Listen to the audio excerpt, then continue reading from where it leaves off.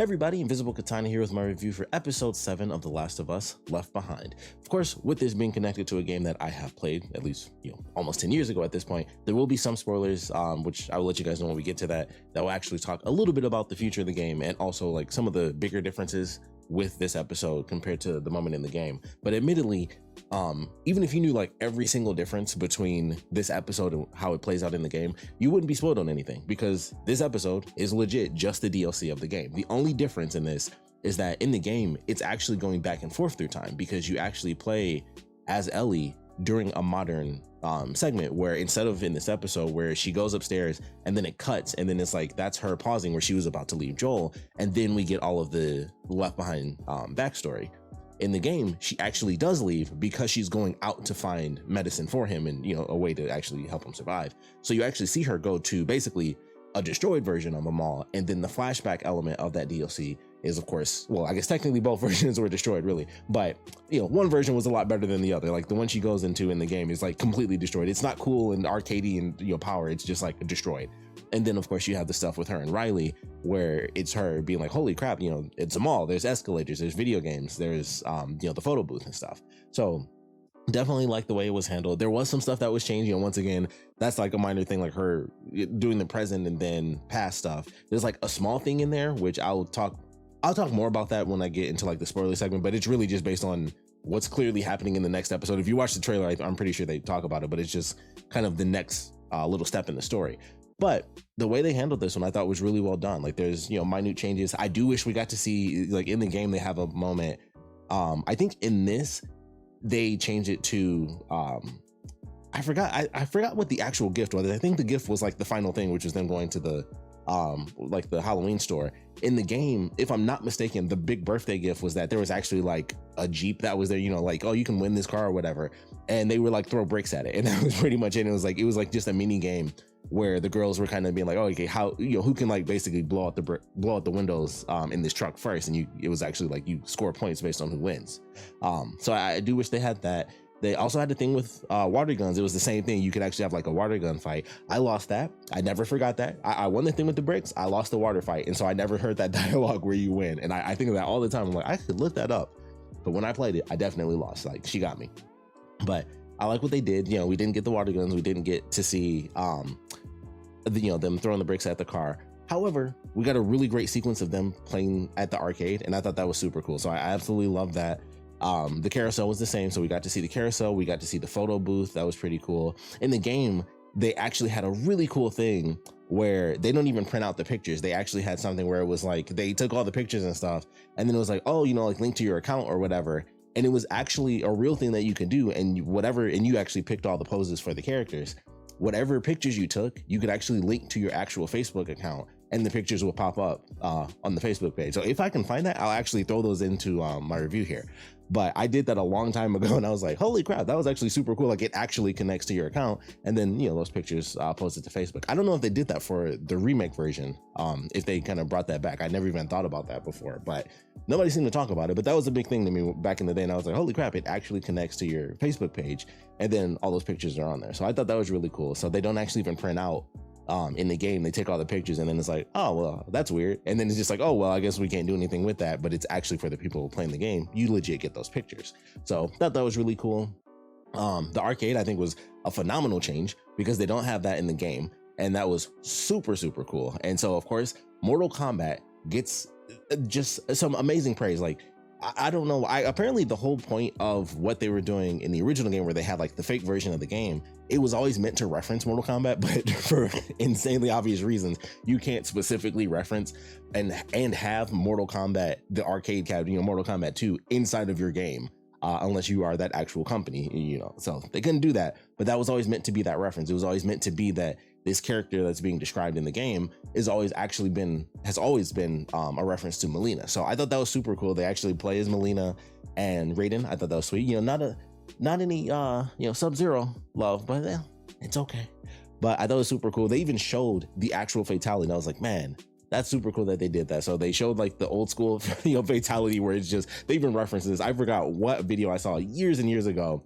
It was probably when they were either making Mortal Kombat 10, or probably when they did 9, and they were like finally getting back to kind of rebooting the series. And they're like, yeah, back in the day, it would just be like people would just blow up and it would be like 8 rib cages and stuff. And so if you watch that back and she like eats the person and then spits them out, it's just like a billion types of bones, and it's like that's like 18 leg bones and stuff. So I thought that was really funny. That's all I thought, because I was like, man, I haven't seen that in such a long time. And it's like, it really is just like there's like 5 bodies in that pile of bones. And so it's just really funny to think of that now. But I love that they went through and they basically just spent all night playing Mortal Kombat. So that was actually really cool.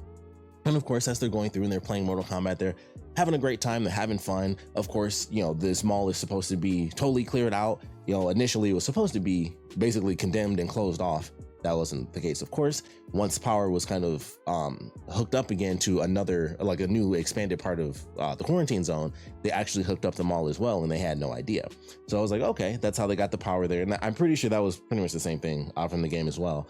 And they go through, and like I said, the escalator stuff was fun. I don't remember if that was a part of the game. I can't recall that one, but like I said, the I think I said Ferris wheel, but the carousel, the merry-go-round. So like I said, that was the same. The pictures were the same. Them dancing and stuff at the end. The Halloween store is actually the same. They combine those 2 areas together. The Halloween store, you actually go through kind of like really early on in the beginning, where you actually go through there. But I like the way they did it in this one, where we knew at some point one of the infected was in there. And so the way that they play it, I thought was a really cool idea. And she's like, oh, Ellie, they have their big conversation, and it's like Riley's leaving and Ellie's super pissed off. And so she leaves, and then she stops, and it's like, all right, I have to say what I need to say. And she goes back and we hear the screaming, and then she freaks out. It's like, what the fuck? Like, I just thought that was really, really funny. And I was like, that was a cool way to do that one. And then it's like, okay, they're in the Halloween store, they dance, they put on the costumes, and they dance around. I think in the game that was like basically like the jewelry section, which is why it was like those big cases and stuff in the game. But they did the same thing, they dance on top of them and everything like that. And then that's when they get attacked. In the game, there is more than one, and I do wish they did that in this as well, because especially with the way that they showed it, because of the difference with like it being tendrils instead of it just being the spores, I was really confused as to how this dude had all these spores and stuff growing off of him, yet there was no connection to anything else. Like, he died there, and I guess, simply put, I guess he died there, and it didn't go through the ground because he was inside of an enclosed building. So I guess that's what it was. The tendrils didn't really connect to anything else because he was so isolated. So I guess that's pretty much the explanation. But I was definitely kind of disappointed, where it was like, oh man, it's just the one. And obviously, in this case, it definitely affects them. And I mean, obviously they're both bitten by the end of this episode, but I was like, man, I'm pretty sure in the game there was more than one.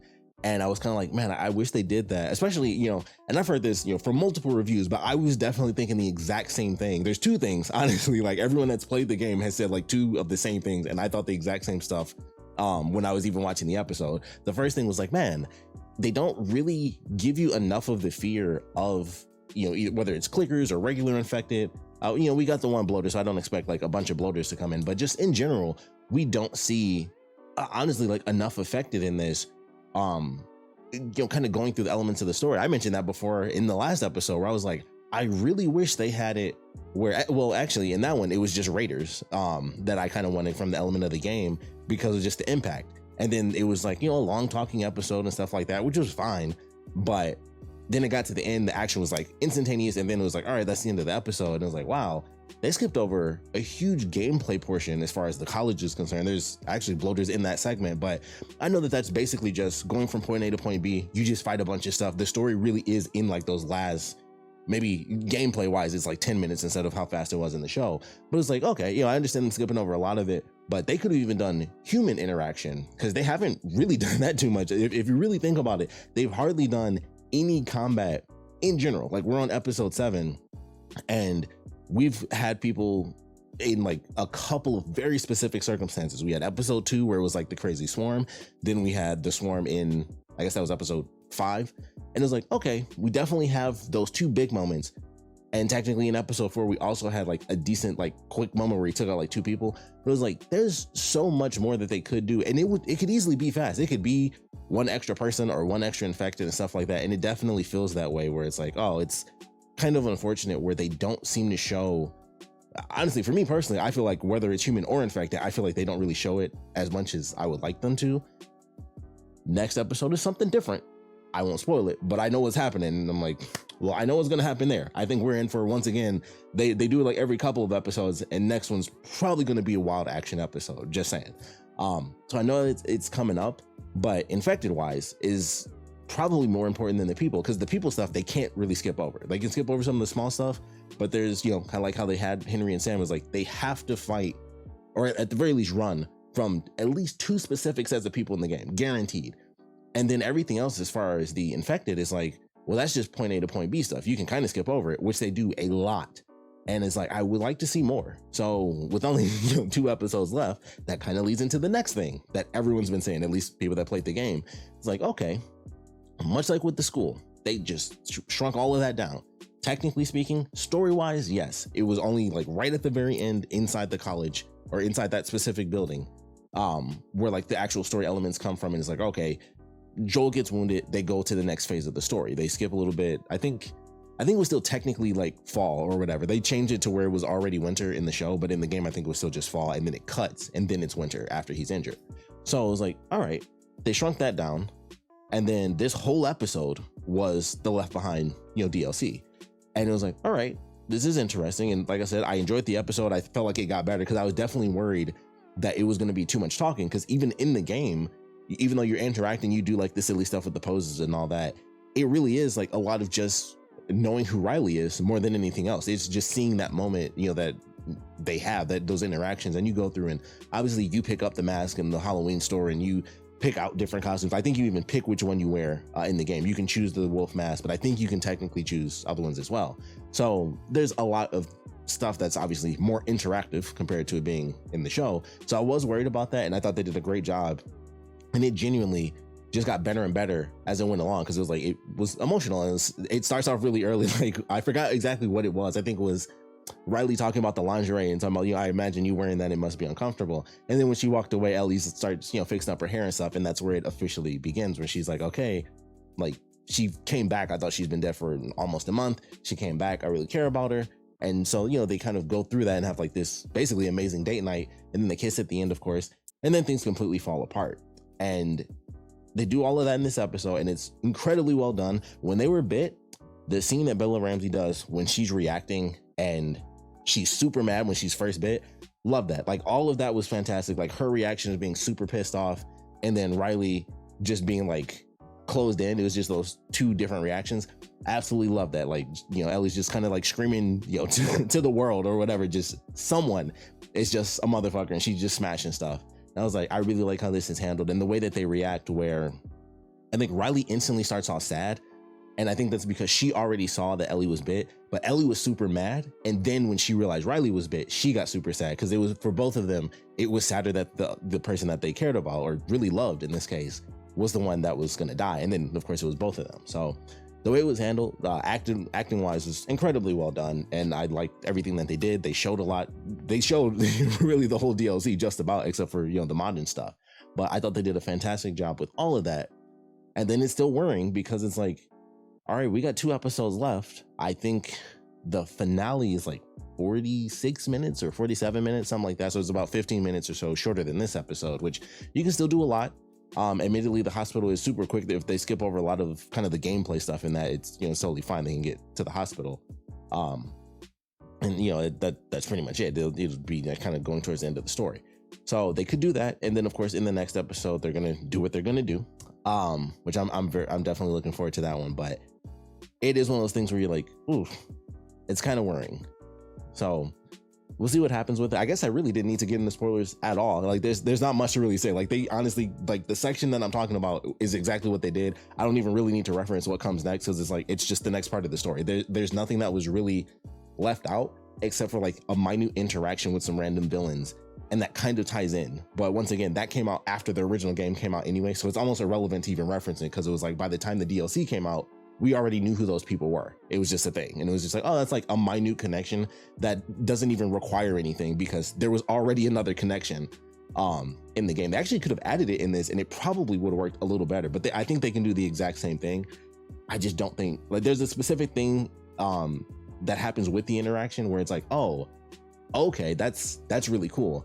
I don't think it's gonna hit as hard. For people that played the game, you know exactly what I'm talking about as far as like the dialogue from it. It's like, oh, I don't know if that scene's gonna hit as hard because admittedly not as much has happened story-wise. So it's just kind of like, it'll still be a connection, but I don't know if it'll be like as cool of a connection when they get to the part where it's all introduced and kind of starts coming together.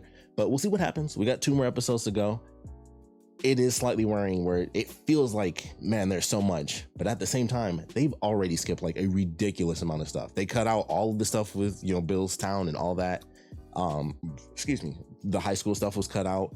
Basically the stuff with Jackson, even though technically it was just the dam in the game, all of that stuff was kind of consolidated as far as like the gameplay element of it and dealing with other people and fighting raiders. All of that was cut out and it was just a pure drama episode.